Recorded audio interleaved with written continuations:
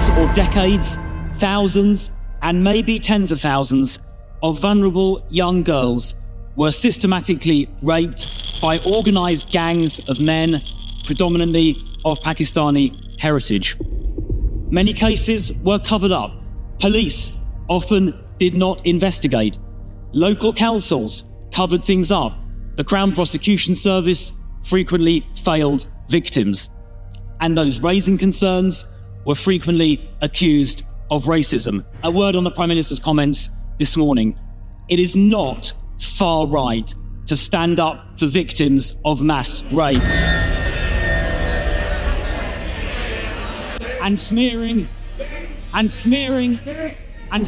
people. Oh yeah, but you know. It's those concerns. Shadows. People want to hear the statement. Chris Philp. Smearing people who raise those issues is exactly how this ended up getting covered up in the first place. In April 2023, the last government mandated data collection in relation to ethnicity that the Home Secretary also referred to. Will the Home Secretary now confirm that data on the ethnicity of perpetrators will be published? So will the Home Secretary commission that national statutory public inquiry which can compel witnesses to attend, that can requisition evidence, and where it can take evidence under oath? And if the government will not order that statutory national public inquiry, we will table an amendment to the Children Wellbeing Bill later this week to put the matter to a vote.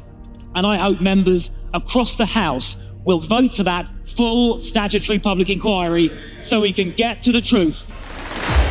Home Secretary.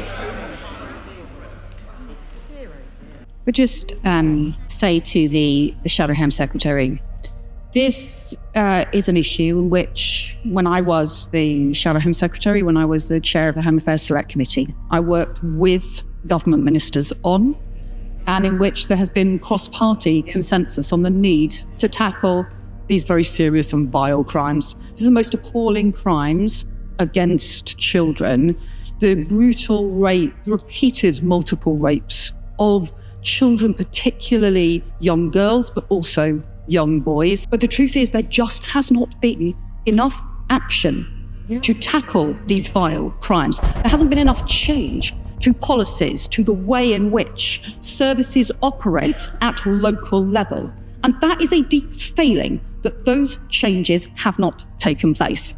And yet we called for it 10 years ago. He had a decade in order to introduce that, a decade that we have now lost.